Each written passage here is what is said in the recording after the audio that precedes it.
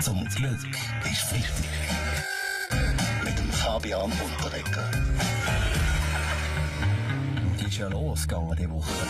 Viel Glanz. Die Fußballwelt war in Zürich. FIFA-Gala, Ballon d'Or am Montag. Und der Sepp Blatter ist der grosse Abwesende gewesen. Weiss irgendjemand, der das da oben verbracht hat? Weltwoche vielleicht? Hat da irgendwie etwas News? Roger Köppel? Eine Party ohne Sepp ist Blatter. Um was geht's? Dank exklusiver Recherchen wissen wir, der Sepp Blatter hat aus Almbüchsen und Goldfolie eine Trophäe gebastelt und hat die am Montagabend einem Bestfußballer aus der Umgebung von Visp gegeben. Die Trophäe heisst Platti. Nee, ist doch herzig. Ich könnte sie nicht sagen. Ein anderes grosses Thema die Woche, der El Chapo. Drogenboss von Mexiko, geschnappt worden. Angeblich dank der Tatsache, dass der Hollywoodstar, der Sean Penn, ein Videointerview mit dem grössten Dealer von allen Zeiten geführt hat, und zwar fürs Rolling Stone Magazin. Oh. Ja, sorry zusammen. Ja, wie gesagt, ist der Baschi, okay, dank dem huren Double Sean Penn nimmt mein Dealer schon seit Tagen das Telefon nicht mehr ab, oder? Ich meine, vielleicht taucht er ja auf, wenn der Roger Schawinski mit ihm ein Interview machen will.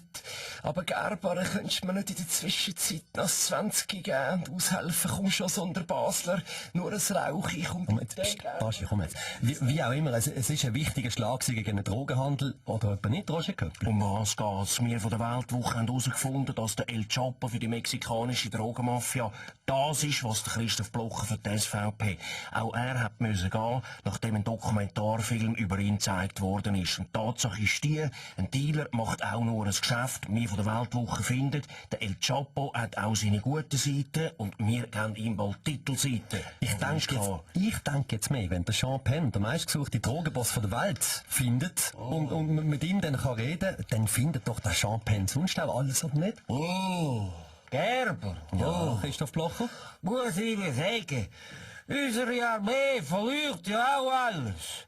Wir sollten den Herrn Penn einkaufen und zu den Truppen schicken. Und plötzlich steht der in der Wohnung von Polenhofer. Wer hat sonst vielleicht noch eine Idee für die Allzweckwaffe Sean Penn? Sie vielleicht, Christoph Nageli? Schauen Sie, ich suche schon lange eine neue Stelle. Vielleicht findet ja der Sean Penn etwas Passendes für mich. Und der Chapo soll sich ja mit menschlichen Knochen auskennen. Ich würde das Dschungelmuseum auftun, der soll gerne sein. Mörgeli, um was geht's? Der Göring, der El Chapo, alle haben ja auch ihre guten Seiten gehabt. Aber bei dir bin ich mir da nicht so sicher. Zum Glück ist wichtig.